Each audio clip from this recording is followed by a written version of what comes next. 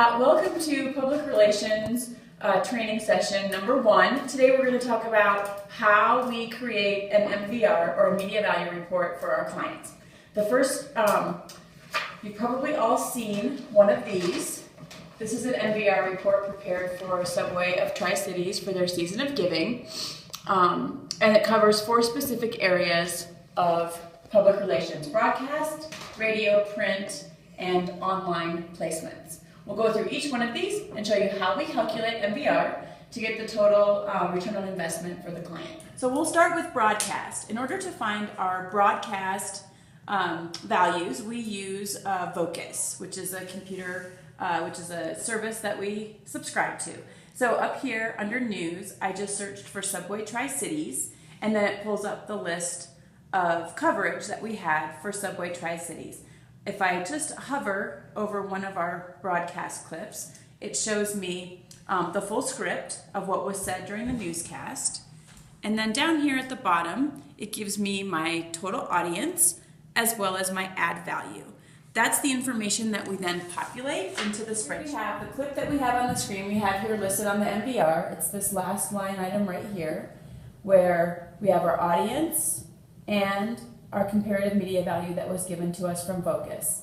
Over here in our final comment column, we'll cover that at the end after we get through all of our different clips. Second in our lineup of clips for the Tri-Cities MVR is radio.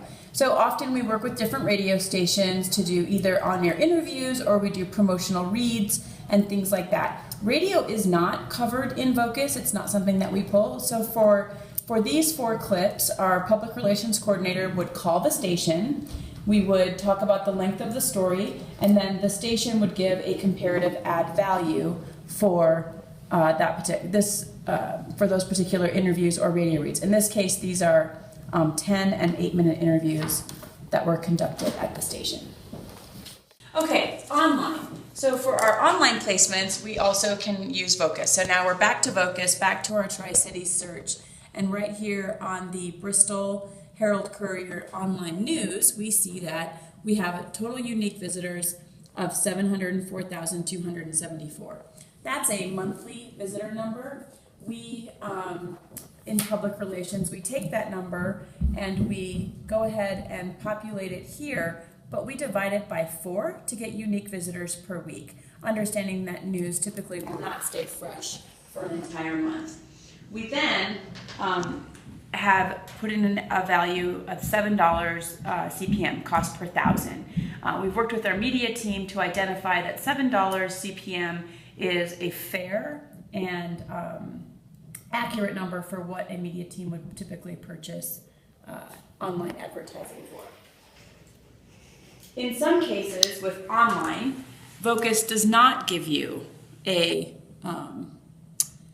the full audience. So here's an example. This is one of the TV stations, WJHL Online, gave us a circulation of 0. In that case, we use a website called www.compete.com, and that website will give you unique monthly visitors for a host of sites. It's kind of recognized throughout the industry as a reliable source for monthly visitors to a website. And then again, we take that number, divide it by 4 to get the weekly visitors. Tri-Cities MVR, we did not have any actual print, so I've pulled a different article from Subway Idaho Falls where we did receive an actual print placement. In this case, for print, the first thing we do is we calculate column inches of the story that ran. The way we do that is we look at the number of columns, and then we look at the number of inches vertically, and we tally that up to get our total column inches. So here we're 2 columns wide by 6 deep for 12. Here we have 1 column at 3 inches and 1 column at 6 for a total of 9. That gives us a total of 21 column inches.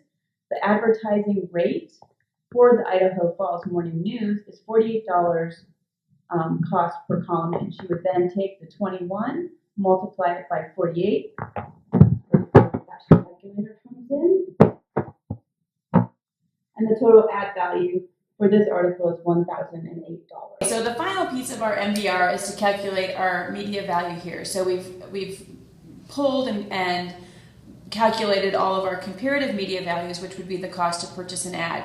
We then apply a multiplier of 4, and we do that based on industry best practices, there's different methodologies out there that anywhere from 2.5 to 6 of your comparative media value would be your PR value. And we do that because, one, news is more credible than an ad. It's read differently than an ad. Also, the multipliers put in because typically, especially the stuff that we're doing for Subway and for many of our clients, is positive public relations. So you might use a lower multiplier if it was an extremely negative story and a higher multiplier when it's a more positive related news story. So we apply a standard 4 times. So you'll see here our comparative media value times 4 gives us our final PR value, and we tally that up and total that here. And then over here we have our total impressions. So what we provide back to the client at the end of a campaign is the total impressions garnered as well as the total media value garnered.